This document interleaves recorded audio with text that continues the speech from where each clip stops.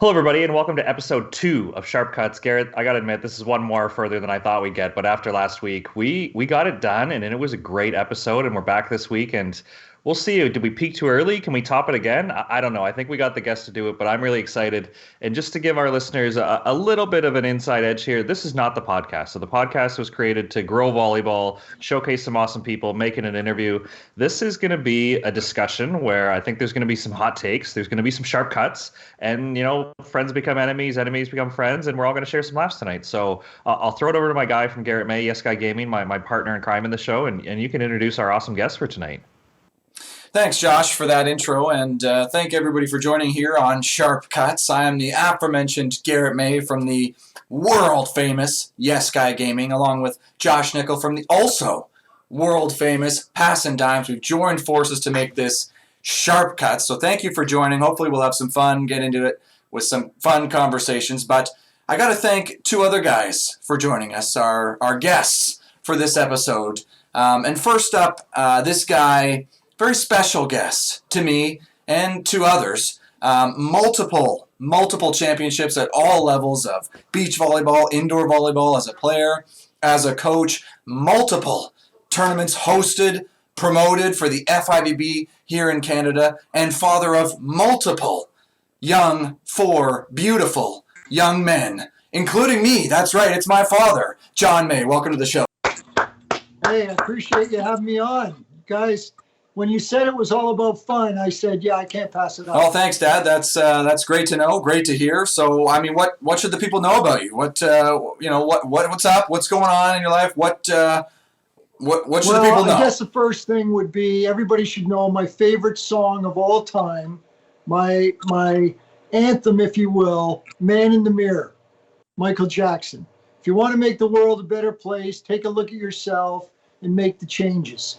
I'm sorry. I just got to stop you right there because I'm a little bit worried about we say "man in the mirror" and copyright claims with YouTube. It can get pretty aggressive with the song lyrics and stuff. So sorry, I got to interrupt you there. I'm super nervous about that.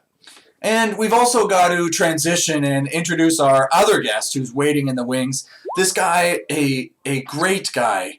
A member of Team Canada's national beach volleyball team, training right now despite COVID. Former youth player, has come up as soon to be the guy on the NORCECA and FIVB tour. It's Jake Mcdeal. Welcome to the show, Jake. Thanks so much for having me. Yeah, that was way back. An undefeated duo. Me, Andrew Richards, and Garrett May, just getting it done down in Puerto Rico. That was a good story. That was a lot of fun, classic NORCECA. Let us know maybe 3 weeks before the tournament that we were about to play in Puerto Rico to go to Youth Olympics in the middle of December. So, me and Andrew were like on the court, I think, playing indoor when we received the call from Volleyball Canada that said, 3 weeks, get a coach, get it together. So, that was actually a pretty good, exciting story. Yeah, well, I'm sure you guys were thinking, like, on short notice, we got to get a coach. Who's available? Which guy can just hop on the plane and come? Like, who's not a big shooter, who doesn't have much going on? And that was me. Thanks for that, Jake, and welcome to the show, both Dad and Jake. But I'm going to throw it back to Josh Nickel for a little bit here. He's the organization guy. I don't know if you can tell. I'm a little bit helter-skelter, the tech guy, recording, dealing with all this crap. I'm going to throw it to Josh, who's the organization. You get the show started. Looking forward to what we're going to get into. Thank you guys for joining us. Josh, what do we want to start the show with? What are you thinking? What do we got going on?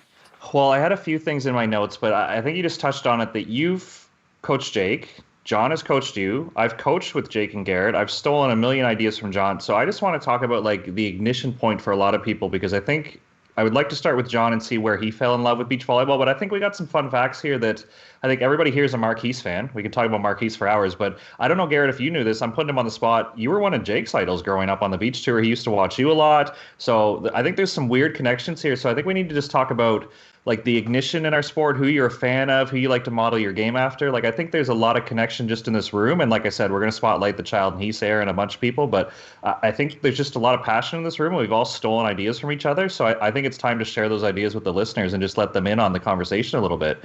So maybe we'll throw it over to John May to start and say, when did you really fall in love with volleyball and specifically beach volleyball, and how, because he gets a lot of credit for growing the game and takes, I think if Marquise were here, he would give credit for his passion, his ignition. So maybe maybe we could just follow the timeline if he started it, and then we just see where it takes us at the end here. Well, geez, like, hey, we got to be careful. Like, how much time we got here, guys? Like, that's some long stories there. You know, like we got a lot of time here. No, we're just talking ignition point. I got to give credit to two things.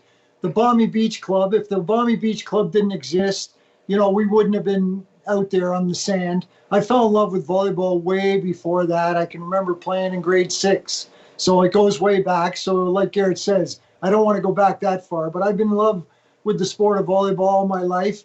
And yeah, the Balmy Beach Club was the beach thing. And I guess my idol, not that I ever really had an idol, but somebody who I looked up to and thought was an amazing beach athlete was St. John Smith. And, you know, that's what got me started watching the AVP tour grow back in the Miller Highlight days when that tour first started. And Drakeage and I, believe it or not, went to an AVP tournament the first time, 1982. Believe it, in Chicago. And Drakeage May finished 5th out of 96 teams in a double elim. So that's what got us going. That's what, you know, the Balmy Beach Club, St. John Smith, the AVP, but the love for volleyball started, you know, way before that. I can't believe I haven't asked this before, but you're talking about St. John Smith. Like, maybe next time you can send me a little text message and say, hey, St. John, can we maybe get you on my son's show? And hey, I don't know if that's super weird, like, you know, getting, you know, you're like a kid asking for somebody's autograph or stuff like that. But hey, like, maybe you could throw in a nice word for St. John for us. You know, St. John would love to come on the show. I know that for sure. I was talking. Are you kidding me? We could have had St. John Smith here. We got Jake Mcdeal on the show. We could have had St. John Smith on the show. Jake or St. John, and I think Jake. You know, they're very similar. Defenders, quick. You know, fidgety. I think for the most part, though, I was talking to him a couple of weeks ago about another big idea in the sport, and you know, he's a great guy. He's so passionate about the sport and an ambassador, you know, so yeah, he'd definitely come on the show. Awesome. This is awesome. And then Garrett, do you remember following your dad around to pro tours, or what was your ignition point? Like, your dad was the volleyball guy, but do you remember, was it watching Marquise or was it watching somebody on tour and you're kind of like, yeah, I want to do that. Like, when I'm peppering with my brother Reed, like, I'm Marquise right now and I'm going to dive for this ball, or I'm going to show that much effort. Like, what was your point? Or am I making you into this Marquise super fan when maybe you're not? I don't know. Set the scene for us.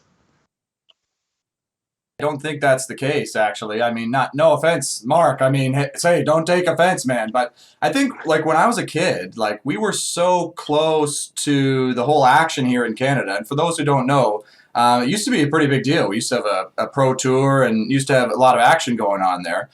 Maybe you can talk about that later, Dad, and do a little humble brag. But I feel like because it was so close to it that I didn't really... You know, it wasn't like I was looking at these guys and going, whoa, like, these are my idols, like, I want to be like that. It was like, well, no, it's just a part of it. Like, it's just what it is, right? So I think I looked to, you know, Mark and John and some of the guys who were the top kind of players for Canada back then more as, like, you know, teachers and people to certainly look up to, but not really, you know, idols and somebody I was like, nervous to be around them. You know what I mean? Like, when you finally meet somebody who's such a big, you know, idol in your mind that that you kind of feel that way. So yeah, no, sorry. We're gonna have to have him on the show and be like, yeah, I'm sorry, guy. But I'm sure other people definitely felt that way about them and other players. I don't know. Oh, for sure. Like, I remember being a kid at Madawaska, and like when you hear on the speakers that Heath and Child are showing up that day, like there's a lineup to get your picture taken with them and autographs, where it's just cool that because it was so frequent for you, it almost normalized, where maybe to other kids, it's like, that's Child and Heath, that's the Olympians. For you, it's like, that's Mark, that's my dad's friend. Maybe he'll pepper with me lately, you know, and I'll beat him at short court or something. Yeah, and it was kind of weird too, because like Mark used to live across the street from us. Like, it was such a small world. For those who don't know, Mark Heath, Olympic bronze medalist in beach volleyball for Canada. Shout out Mark. They used to live across the street, and I remember just used to enter our house randomly, or we just go over there randomly, like at the most random times.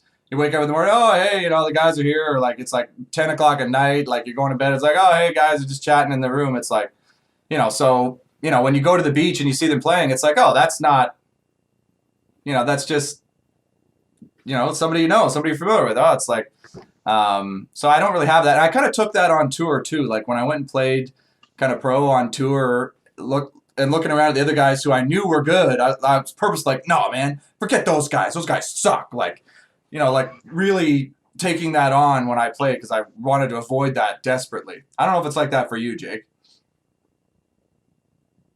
Yeah. So where I kind of first I'll start where I kind of fell in love with the sport was a big shout out to my sister JJ, who kind of got me into volleyball in general. She played a lot more indoor growing up, but she also played beach, and she went and played in the NCAA and was libero and was really successful out there in Connecticut. And then on the weekends she would be playing beach volleyball, and so for the first couple weekends I went down and watched her play. And I was looking around and I kind of saw, like, I was playing a lot of hockey and baseball at the time, and I was looking around, I saw kids my age playing. I was like, Mom, what's going on here? Like, I could be playing in this instead of just sitting on the sideline, like cheering JJ on. So that's kind of where I got my first start playing the game. Me and another one of my baseball teammates, we ended up teaming up, and we got out there, and neither of us really knew anything about beach volleyball, didn't know the rules, didn't know anything, but we got out there and just absolutely fell in love with it, played a bunch of events that year, and that's kind of where my beach volleyball career started. So in terms of idols, I would say that I had my idol, like, growing up was Casey Jennings. I actually went down to the AVP. For those of you that don't know, Casey Jennings played on the AVP for a long time, played on the FIVB, won a Manhattan Beach Open. Also the husband of Carrie Walsh, that I'm sure a lot of people listening would know about. And he was playing with Jake Gibb at the time when we went down to watch. Me and my mom went down, watched our first ever AVP, and I was sitting in the crowd, and I don't know what Jake Gibb was getting, he was getting physio or he was going to the bathroom or something. Casey was just sitting on the court alone. Hold on, are you lurking up to Jake Gibb while he's like going to the bathroom? Like he's trying to. No, absolutely. Like he's maybe getting drug tested, he's getting a massage or something. Beat it, kid. No. Casey's standing in the middle of the court alone. The other team's warming up. So I don't know where Jake Gibb is. I'm just speculating now, but thanks for that, Garrett. Oh, okay. Sorry. No, you went after Casey while Jake was in the washroom. No, Casey saw me in the crowd, said, hey, I was in full beach gear, as I did when I went to go watch beach volleyball events, my full playing gear, getting rowdy in the crowd. And he had me go out there and set him a few warm-up balls and actually gave me one of his Rockstar hats after. And we actually stay in close contact now. He'll still message me, sent me a few things for Christmas growing up. And so I kind of have a special bond with him where I'll still speak to him every once in a while. And that's kind of where I would say my idol is. I've been down to California and had some training sessions with him, and so that's kind of cool. Whereas with Garrett, it was more of an inspiration thing. I feel like I would, as a kid, go and watch Garrett and kind of see him play with his passion and energy, and that more inspired me. And when him and Sam Schachter went to the U21 Worlds and were really successful and won gold, that's when I think I really thought, like, you know what, this is something that I can do professionally, and this is something that I can kind of strive to push even further and further for. So I think that was more of an inspiration thing, whereas Casey Jennings is more of an idol for me. Well, that's a really cool story, Jake, and I appreciate you saying that about looking up to me. And I will say I'm glad you kind of took notes from my successes and none of my absolute failures or leaving the sport entirely. So thanks for that. Carry the torch, buddy. That's a really cool story. I didn't know that. Like, the fact that you just went down there, set a few balls for him, and now, like, you're playing in international tournaments. Like, that's pretty cool. You hear about that in other sports of, like, like Austin Matthews was at, like, a big playoff game where, like, a goal was scored or whatever, and he's, like, telling that story. It's like, that's a really cool story, I think. But I did notice you say something. You came from hockey and kind of you're coming down to the sport and kind of seeing what the heck was going on. It kind of makes me think of you as well, Dad, because I know you played hockey and other sports before moving over to volleyball. I'm just curious because being a big hockey guy, it's a certain culture, right? Like you're in the locker room with the boys, you're out on the ice, like you're throwing out chirps, you're laying the big painful body checks. I'm just curious if that was a big shift for you when you came to volleyball, like that change when you kind of switched over, or if you kind of brought any of that and are just throwing out chirps through the net, because I'm all about that. You know what? Well, for starters, I never laid out any big body checks. I wasn't really, that Stop! aggressive. Come on, you were laying some big body, were you? Like it's like a broom pole trying to take down an elephant. Like, so, the bottom line here, I wasn't very good at hockey. I was an okay basketball player. I probably, would have been a 13th man on a 12 team at university in basketball. Like, I was right on the edge there. In volleyball, I just, it was easier for me to rise to the top, to be quite honest. And, I hate to, I've joked before that, volleyball, when I was playing, it was the misfits. Like, you weren't good at anything else. So you had to kind of default to volleyball where you could be great. But then when real athletes started to play the game, it took, and training became a big part of it. Like, it just evolved into a totally different place. And I get that. I mean, it's, being lazy is way easier and not training and stuff and just dominating without actually trying. It's just so much more fun than actually working hard at it, That's what I'm talking about. Yeah. I never had the discipline to train to be really good. We're ruining Jake's idolization of us just really quickly, eroding at it. Like, any respect he had is just disappearing. He's like, wait, what? You guys didn't work hard? I'm kicking my ass here to get in this game. Yeah, you know what? It's interesting, the evolution of the sport. Like, it's so different now. I go down to the beach now and watch, and kids 14U are hand setting. Like, it's like everybody's hand setting. Back when I was playing, nobody could do it. We picked a couple of guys and said, you're the only guys good enough to do that. Everybody else had to bump set. So the sport's evolved now to a completely different level from a physical perspective, and it's attracting great athletes. And it's got, nowhere to go but up. That's for sure.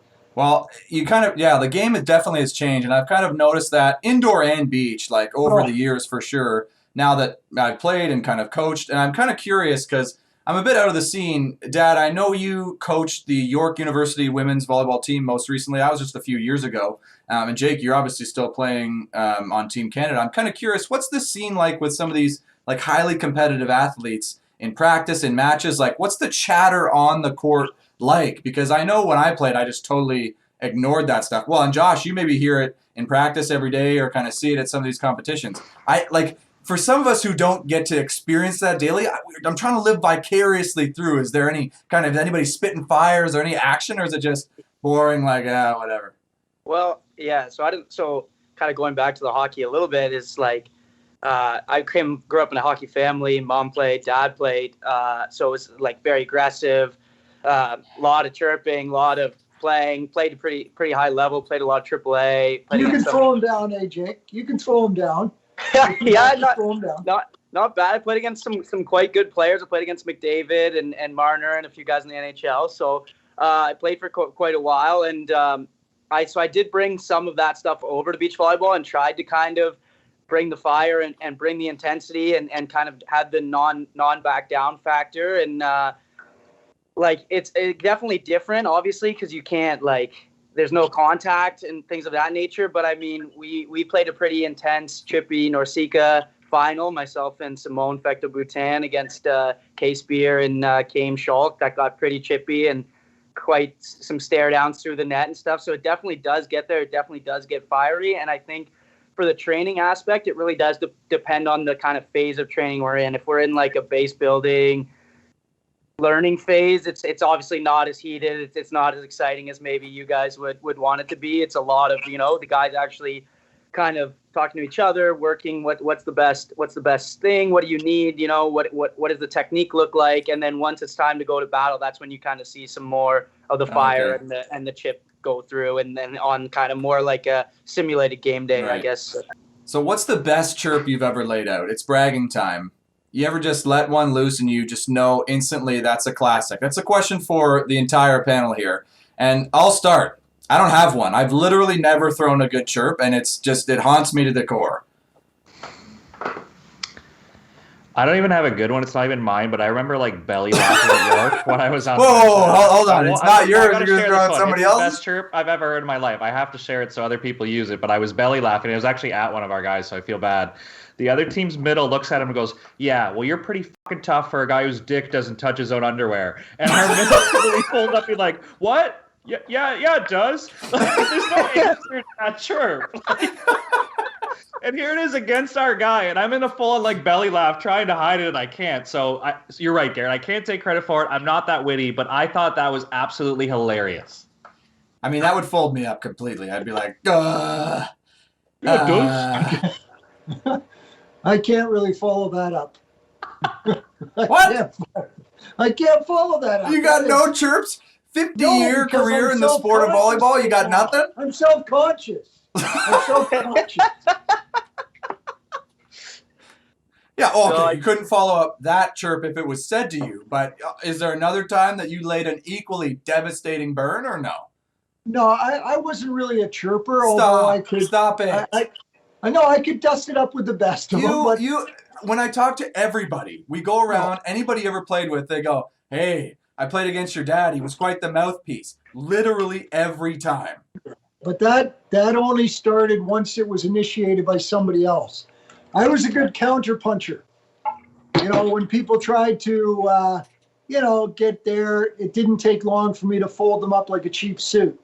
You know, once somebody initiated it, then it would be, and that just, when anybody did that to me, I can remember a classic time. I'll give you a classic example of, we went down to the Penn State Nittany Lions tournament, and we're playing in some match, but we had to beat them one game out of the best of 5, I think, for some reason we were playing, or we were playing 3 straight. But we had just had to beat them one game.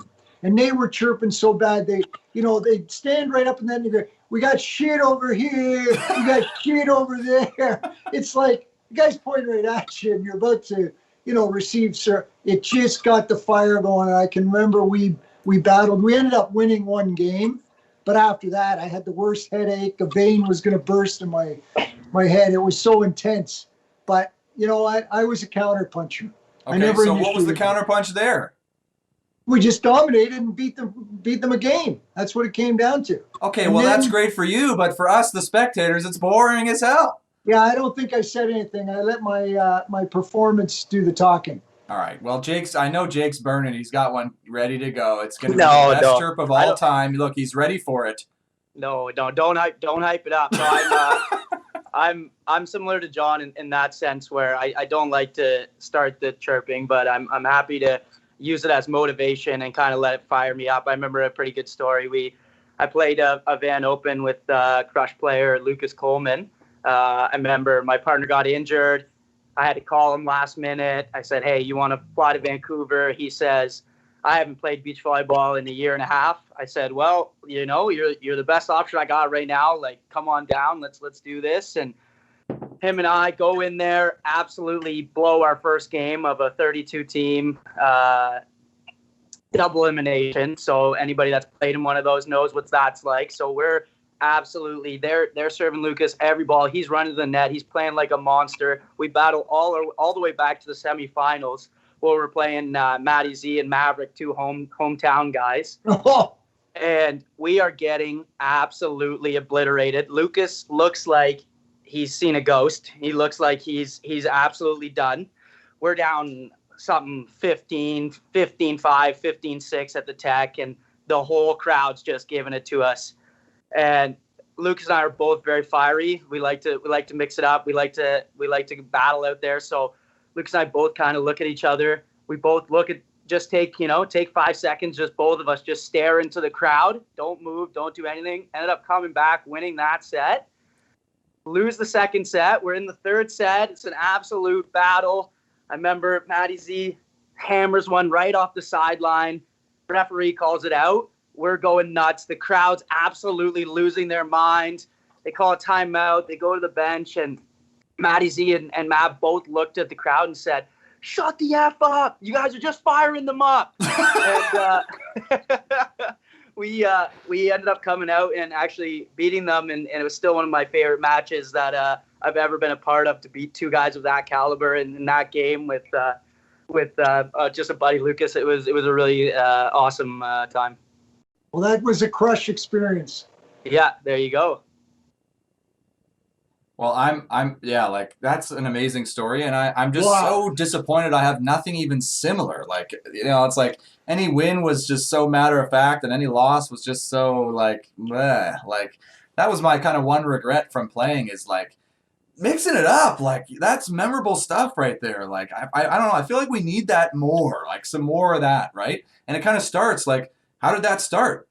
The intensity, yeah, it's competitive, but the crowd's getting into it, right? Crowd, They're chirping a bit, it was right? full. It was nothing to do with the players. It was fully endorsed by the crowd, and I think that's what really. And it was easy to pit. There was two local BC guys against two Toronto guys, so it was easy for them to kind of get behind. And we were getting chirped the whole entire tournament. I still hear Blair Band's voice in my head. National team libero, just absolutely the whole tournament. I think we got the draw of playing 8 of his UBC friends in a row. And just set up his lawn chair by our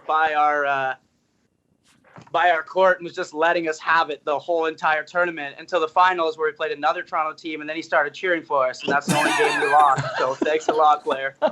Nice. He just kept cheering us. We might have won the thing, but it's whatever. The old flip-flop. Well, I remember a time when, because when I played, I was pretty good. And I got chirped a lot, pretty much everywhere we went. Indoors, beach, not really, because like beach, I don't know. I didn't have many experiences like that, but indoors for sure. And one time we were at McMaster, and it's an intense game every time we played that team for sure. And it's like an empty gym for some reason. I don't know why. Like there was nobody there. It was like 5 people there.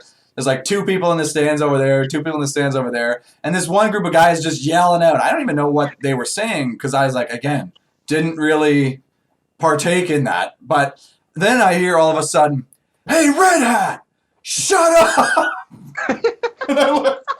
That caught my attention because I looked up and my dad, is standing there like yelling across the entire gym at this guy across the massive facility. There's like 10 people in this room, including the players. And then after that, I was like, oh, like everyone's feeling a little bit awkward after that moment. That's such a true story. I'll never forget that. The guy was over there. It's an empty gym. He's wearing a red hat, and he sticks out like a sore thumb, and he's just on Garrett the whole time. And I held it in. And then I just couldn't take it anymore. So I stood up and I yelled in the whole gym going, "Hey, Red Hat, shut up!" Yeah, like, but like everyone stops what they're doing, like, cause like there's nobody in the gym, like nobody. But that was a tense moment, and even I think the refs were kind of like, like, should we? I guess like we're playing. I don't know. Like that's it was Yeah, so weird. There was no one there though. No, but you tell that story, and it makes me think of another story about chirping.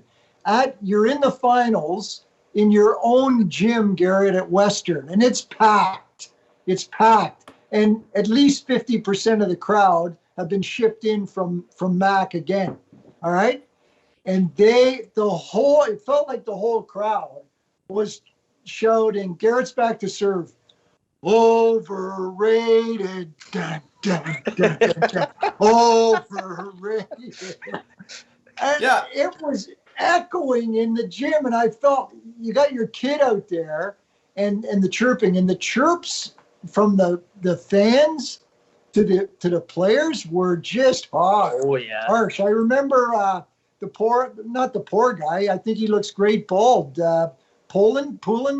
Matthew Poulin. No, I Yeah, think Matt Poland. Bones. I think Poland. Matt Poulin, great guy. But I can remember my heart sank that the crowd shouting, "Rogan, roll." Like it was so insulting, so insensitive. Well, yeah, but that one we like because you talk about it, right? Because it's hard to ignore. And the guys on the bench, like, that's all they have to do. They're not playing, so they're just listening to what people are saying. The Rogaine chant was definitely one that we did to ourselves as well. If anybody was bald on the squad, it was the Rogaine chant. In practice, it was Chrome Dome, it was whatever. So when the other team starts chanting that, it actually doesn't feel as bad. But the overrated one, was a lot. But imagine how different it would have been if I just like go over to the crowd and I'd give him something. Like I give him the old, suck it, or like I give him some sort of like, like, are you not entertained? Or like, like ham it up. Like, like a heel would in the WWE. Like that would really get it going, right? Because we still lost the game. Like we didn't win. So it's not like my extreme focus helped me. It's like, we lost still. Another quick story about, we talk about hockey and the toughness versus volleyball. Like, let's face it, when I was growing up playing volleyball, it wasn't really that tough of a sport. There wasn't too many tough guys in it. But believe me, there were some tough guys in it. And two guys I'm going to mention. One guy that I played all through high school with, and I played with him at York, is Mark Ainsworth. I don't know if you guys know Mark Ainsworth, but we're playing in a high school match. And in the high schools, sometimes the weight rooms were like often above the gym. Yeah, often. And so there's guys up in the weight room, heckling us the whole time. And Mark goes back to serve, and actually one of the guys spits down on him. He loses it. This is how fast it was. He jumps up, one hand onto the, they had those steel grates over the clocks. Yeah. Grabs the steel gate from the clock, arm up onto the basketball thing. He's up into the weight room and chase it. He's gone in the middle of the game. What? Unbelievable, right? Unbelievable. Comes back about 5 minutes later. We had to sub something. Like it was whoa. Craziness. He comes back 5 minutes later. Like you just kept playing? Well, yeah. You had to sub a new guy in? We had to sub a new guy in. Mark's pummeling a guy up in the weight room, and you're just subbing guys in. You know what? It's funny. We don't even know what happened. Like I don't think he got them, to be honest with you, because he did come back and get subbed back in. And now the same coach was just like, all right, roll it back in, man. Coach, I'm good. So bizarre. It was so bizarre. The other tough guy, I'm going to tell you, all-time tough guy, is Johnny Barrett. Now, he did play some hockey. The inventor of the jump serve. I don't have the best stories about him on the volleyball court, but I got to share this story about one night we were out at a restaurant. And it's a bit of a long story, but I'll be quick. Some guy's causing a ruckus in the restaurant to the point where he stands up, he's turning tables over. This guy, no, seriously, this other patron in the restaurant's lost it. And John Barrett just sneaks kind of behind the guy and whoop, puts him into like the sleeper, like, Tiger Jeet Singh, the sleeper hold, and he's holding the guy there. And the restaurant, you can imagine somebody, and this was a nice restaurant. It was in the distillery district, I think. I can't remember the name of it. But Johnny Barrett, just cool, calm, the powerful, strong, intimidating man that he is, gets a hold of this guy, nullifies the situation, and it's mayhem in the restaurant. And then I guess what were supposed to be security guards from the restaurant come and say, let him go, because nobody knew what caused the fight. They thought maybe they thought it was these two guys. Right. So John says, Are you sure? And they're saying, yeah, let him go. So they let him go, and the guy goes like the Tasmanian devil right out of the place, right? But I can remember I just looked at John Barrett like, oh my goodness, you are Adonis. Like so much power and toughness. Good and that's work. how he played too. Like he was a tough player. You didn't want to chirp him. He'd make you wet your pants, regardless if you touched your underwear or not. and by the way, that's why I never wear underwear.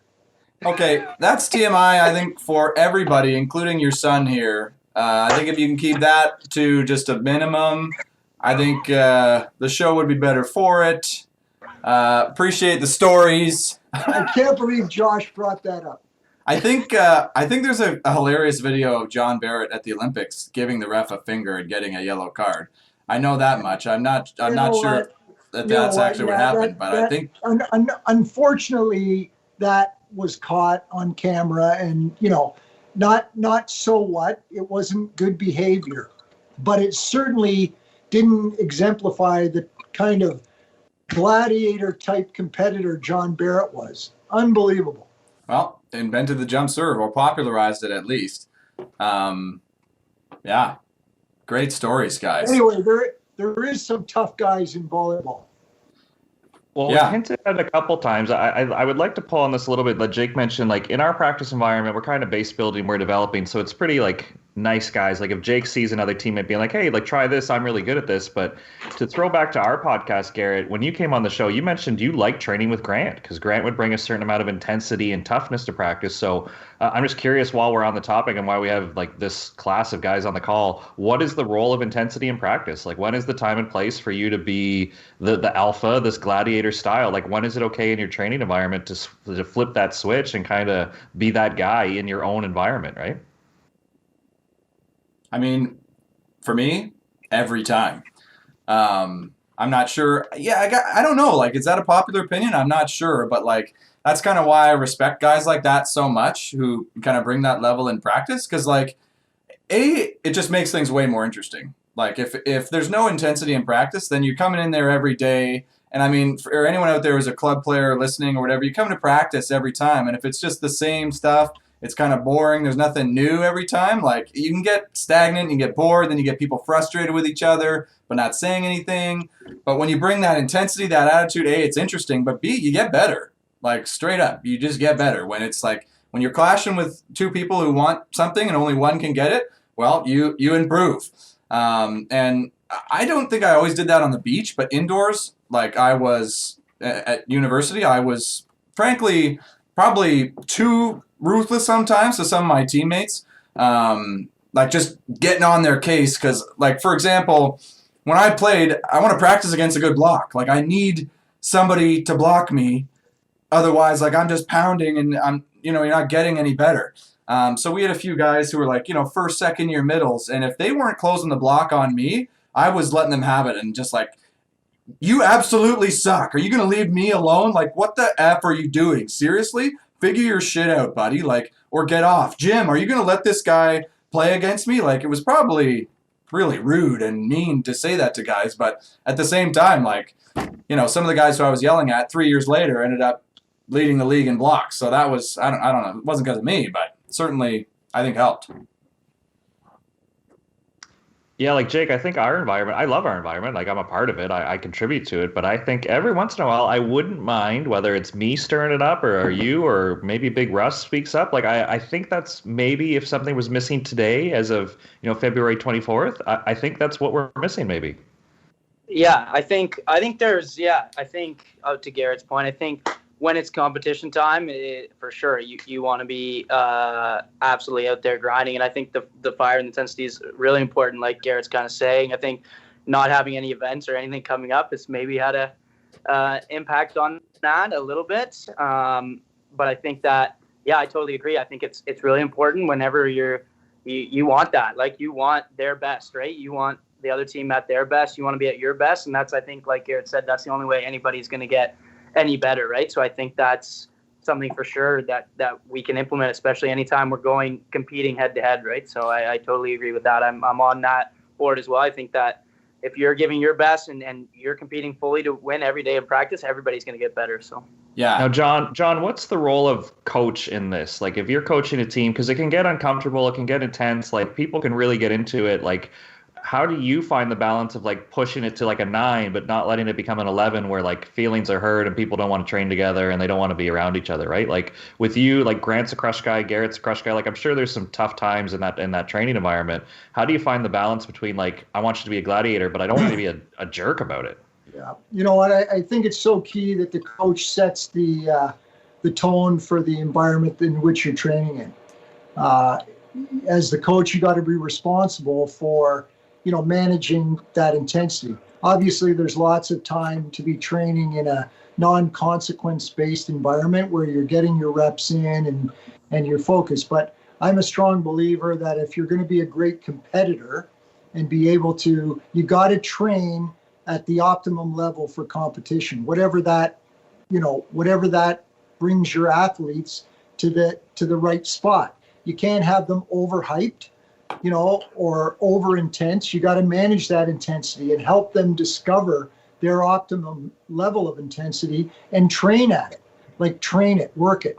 Although, I hear Garrett, talk about the way he would talk to his other players. One thing I can say about Garrett, I've been in the gym with him enough times or on the sand, is that he always trained at a very consistent level. And probably, if there was one criticism about his overall career, is he had difficulty, taking it to that next level, but he never went down. He was a consistent performer and delivering, and his ability to focus and deliver from that perspective, I think what made him great.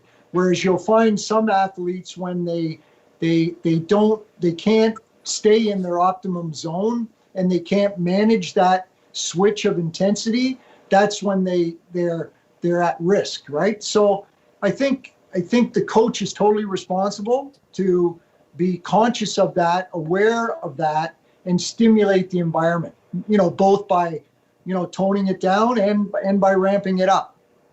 Okay, so what are some examples? Because I'm curious, because, I would say for our viewers out there, you are an expert at manipulating that intensity, pushing people's buttons, but also making them feel like $1 million when they need that. So what are some tips, some thoughts on a coach or even an athlete to bring that with their competitors? Like Josh is working this training environment with these guys, the Canadian Beach national team. He's thinking, shit, this is low intensity right now. What's he looking for? What can we really punch and really take things to the next level for, an example? You just tell a guy he sucks? Are you what sort of things do you do? Well, I don't know if ever telling anybody they suck is fundamentally a good thing, but okay, so don't do that. Sorry, I'm just taking notes. Okay, so don't tell a guy he sucks. Got it. Don't tell anybody they suck. Okay. Put that down. Yeah. I think the key is building trust, right? Between coach and athlete. When you gain an athlete's trust and they believe in you, and therefore it's reciprocal, of course. If you're coaching, it's mutual trust. So you call it pushing their buttons. I don't want it to be even to sound manipulative in that way. It's you're stimulating training of those aspects of the game. How's that? Right. So not being a dick, you're actually just stimulating aspects. Great euphemism. I love it. Go on. Yeah, I think I'd avoid being a dick, although, some people may, describe some behaviors as that. And I think there's a lot of pressure now to tone down that intensity or those, what do you call it? Random displays of anger or intensity. That doesn't serve the athletes when the coach is out of control, when you're trying to demonstrate control. So I think examples, I can't even really demonstrate an example because it wouldn't be relevant to describe it. Okay, well, here's a challenge then. Fold Jake up completely right now. Jake's not bringing intensity in this episode. He's dogging it. Jake's been subpar. We need to get some intensity in this episode. What would we say? We got to not be a dick. I wrote that down. Hey, well, first off, I'd say anybody else don't interrupt again while I'm trying to motivate Jake. Yeah, Josh, watch it, buddy. Okay, and then I'd say, Jake, are you not feeling it today? What's the deal? You're asking me right now. Well, it's a big moment, guys. This is personal growth for the show. We need this. It's got to be real, or it doesn't work. And I know you trust me. No, I'm feeling good. I'm taking it all in. I'm learning new things. I think it's been great. And as a matter of fact, I think Jake's energy in this call has been amazing. He's told the two best stories. Although I don't know about that. Go back to Josh's his chirp thing. Josh had a great one. You got that guy climbing into a crowd. I don't know. That was pretty good too. Yeah, so to be honest with you, playing their part pretty well here. I don't know. Yeah, I think we're doing well. The only one that needs to take a look at themselves during this, that hasn't really, isn't bringing what they need to bring to this, is somebody who's not on the show. That's why Oscar and Dan aren't on the show this week, because they suck. Hey, you heard it here first, folks. Shots fired. Hey, I will say, Oscar did bring up something last week, so a little treat here for rewarding our viewers who watched that episode. He did mention that you and he had unsettled business about his playtime, I think, on our Crush Volleyball Club. Do you have a response? We're trying to plan a meeting with you two, but it hasn't seemed to work out. Unsettled business? Unsettled. Is that Oscar and I have unsettled business with his playtime? I was just, the whole time I spent with Oscar, quite honestly, I was prepping him for his night in the time the lights were going to shine on him when he was playing for Josh at George Brown, and I'd be there watching it. And it was, all that training was for that moment. And he delivered. Oscar's totally balanced. He's a good guy. So you set him up completely so he could deliver the handlebar mustache at the right time for the George Brown Huskies in Toronto at George Brown College. Perfect.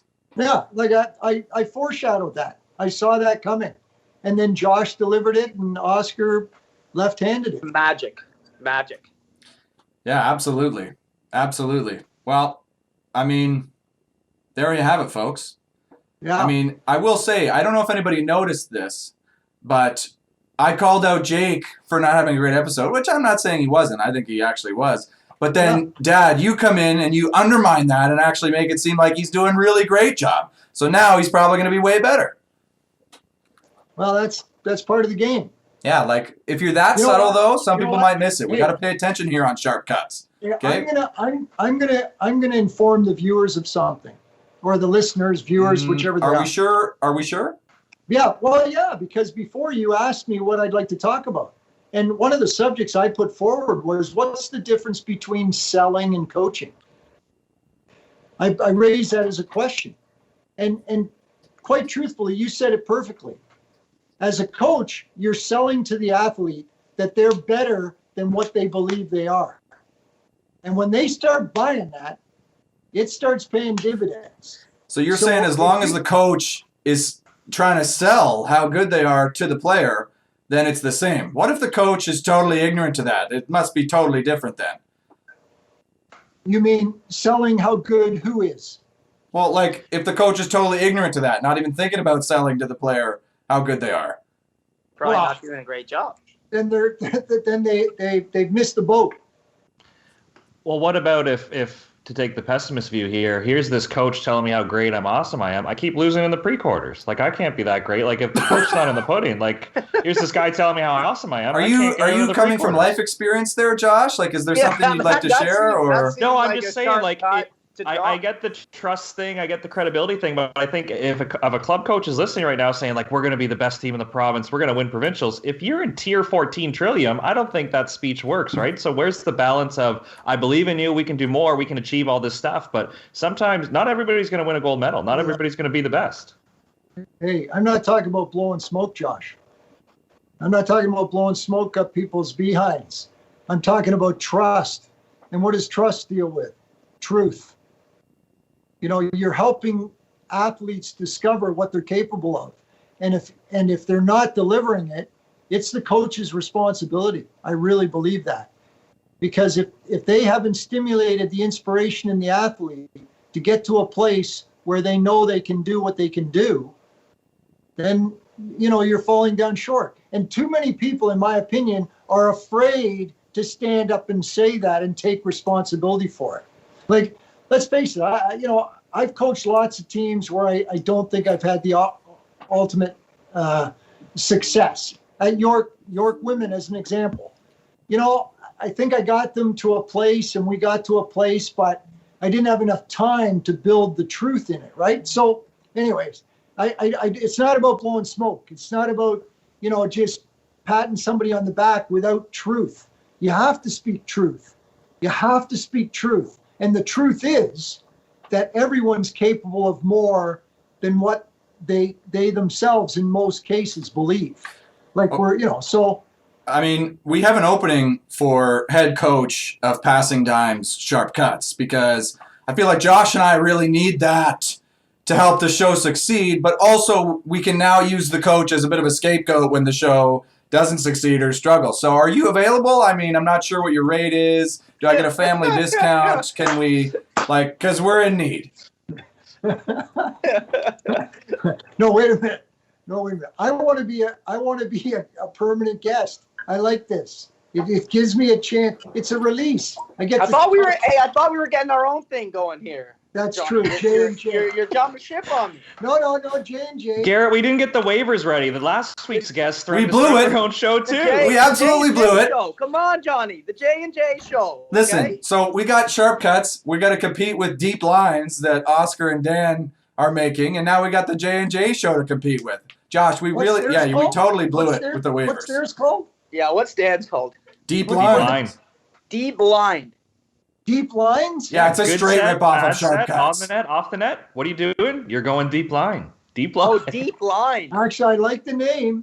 Stop it. No, you don't. Deep Blind. I'm like, what does that even mean? Deep Blind. But yeah, Deep Line makes a lot more sense. Listen. You know why Dan would bring that up as his show? Because he has no idea what Deep Line is. Never hit it. He only had Sharp Cuts and bounces. It's true. I did see a video going around of him where he's about 6 feet off the net and he hits it still inside the 2 meter line. I'm like, exactly. Dan, like, what do you? Why would he ever have to go Why would he ever hit Deep Line? What are you talking about, Dan? Yeah, I don't know, but I'm highly discouraging of guests on the show forming their own shows. We've got to keep the integrity of this thing going strong. We're gonna retroactively sign the NBA. You're just matching people.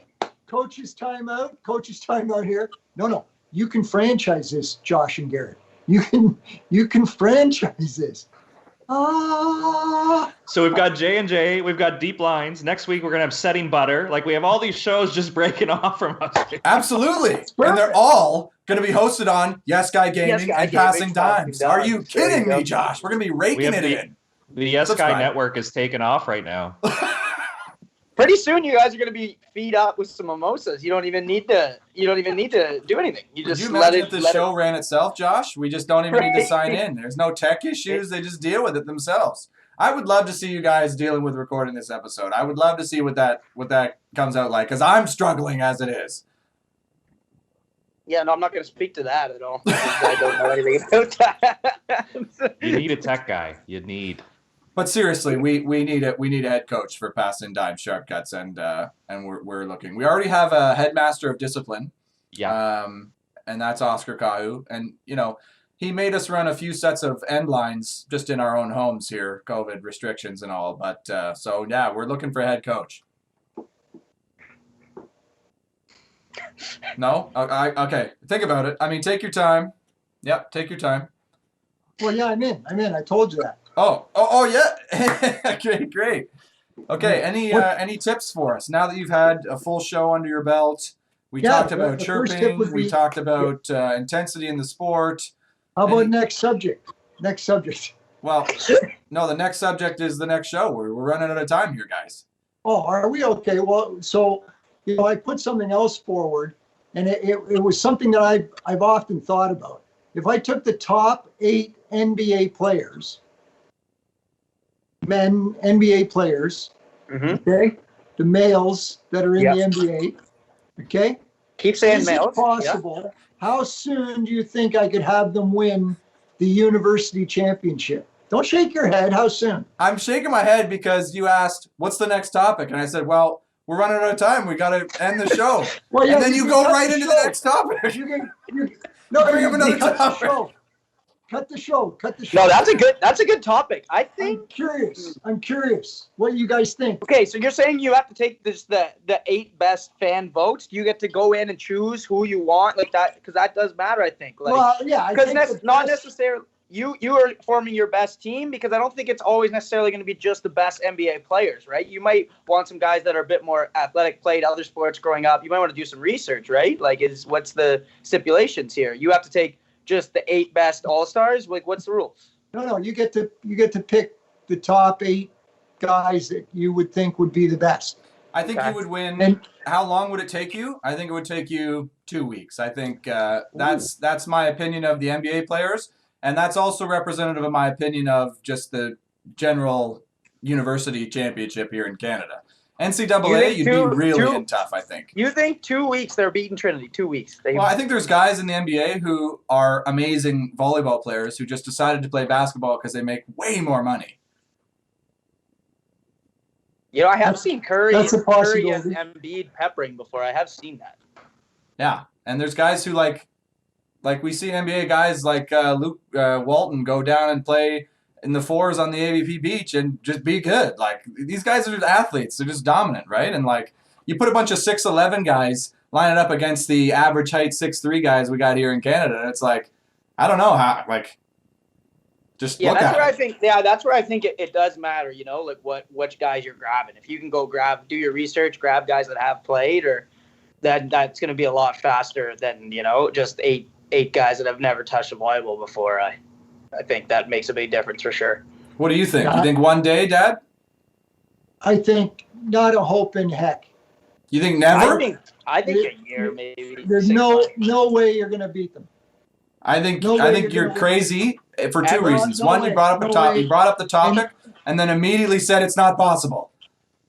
No, I brought up the topic because I was curious of what people thought about the level of the athlete in the NBA versus the level of the athlete in U Sports. I'm thinking you need like 6 months or a year. I was going to say 3 months. I think you can do it in 3 months. I think it's going to take a full year. That's what I think too. Of competition and so on, and then small nuances too. Like, I don't know, and it's a coin toss. Seems like a big service team. Seems like a big issue. These guys are bombing serves. That seems like a big problem. Like, yeah, net play, okay, blocking, hitting, and stuff, yeah, okay, but you got to get a guy that can set them. You got to get your system down. No, I'm thinking like a year at least. I think like there's so many things that you're going to have to teach them, how you're going to defend against the pipes, all these things that they're going to have no idea about. For sure they can pick it up, but I'm thinking a year to be even competitive. And then I don't think it would ever happen. I strongly disagree. I don't think it'll ever happen. I don't think they're rocking up for – I don't think LeBron's training for a year. I don't know. I don't realistic. Yeah, I strongly disagree. I think it would happen really quick. But Josh, we better wrest control of our show because J&J is already forming here. I can see it. These two just taking over topics, getting into the show. Like, the gears are turning. I'm feeling a bit insecure about it. Isn't that what leadership and power is? Didn't we learn that from this episode? Is giving it to other people, Garrett? We're still in full control here, but we've made them feel like they're powerful, they're in charge, they're contributing to our show. We're benefiting a lot here, and all we've done is just shined our light on them, and now they feel included, right? You know, Josh has been listening. Garrett's feeling insecure. I think there we know what's going on here. See, this is why Josh and I are a great team. Because Josh is going to bring that when I'm feeling insecure. Josh is like, no, cerebral assassin. He's got it, okay? Josh is under control. Smart. So keep going, guys. Actually, we can't keep going because we've been going for so frickin' long. Our listeners are sick of all 4 of us right now. And so I think we got to close it out. But before we do the little spiel at the end, thank you guys for joining us. It's been a stimulating episode. We'll have to compare to our last episode and really see. We're episode 2. Where does it stand? Polls or something, start taking stats, doing polls. You get to go on again. I will do that. I will poll. Who's been your favorite guest so far of the 4, and we'll see who wins. Will you guys be upset if it's not any of you? I want to stick with my teammate here. Okay, I want to ride some coattails here. I want to continue to be a package deal. It's the Jake and John show, J&J versus D.O. versus Deep Line. D.O. Deep lines, D.O. Deep lines. Deep and out of bounds. This is what I love about working with high performers. Even though we're running a podcast, we need a winner and a loser. Like, we can't just let them come on and talk. This is the other question. Do you think that the J&J show in a competitive beach volleyball match could take down D.O., Deep Line, me Not a and chance. Johnny I'm sorry. against Oscar and Dan? Not a chance. No way. What, for real? We couldn't beat them in a game of beach volleyball? Oh, come on. We're taking them down every time, me and John here. I don't think I'm so. way better than Oscar, and Jake is way better than Dan. I think, Dad, you're way better than Oscar for the first 10 points. As you're siding out, Jake's going on 2. Then that wing, that bad wing, the rotator cuff, it's over. Oh, way. I like our chances. Let's set it up. You guys can video it. It'll be sick. Josh, set it up. You want some high-intensity training? You got to have deep lines versus J&J at the center. That'll get some views right there. Maybe not. It's not that popular a show. Josh, you better hurry up and end the show, man, or we're going to be here all night. Well, this has been fantastic. I mean, I really did it to myself by showing up a little bit, but I feel like the content was great. We could have went longer, but I kind of, euchred us a little bit off the start there. But thanks so much for coming on the show, whether you're watching on Yes Guy Gaming on YouTube or listening on the Passin Dimes podcast. This is the type of content you can expect from Sharp Cuts. Is you're going to learn a little, you're going to laugh a lot, and you're going to have a good time, because I'm really loving this show, Garrett, and I'm glad you approached me with this idea, because it's pretty awesome. And at the end of the day, push comes to shove, you're the only tech guy who can do this. So we're in business as long as you and I stay together. Well, I'm great to hear that, and thanks to you guys, Jake and Dad, for joining the show. Hope to have you back. We'll see what the fans think, and thanks, Josh, for being my co-host as always. And I guess we'll see you next time.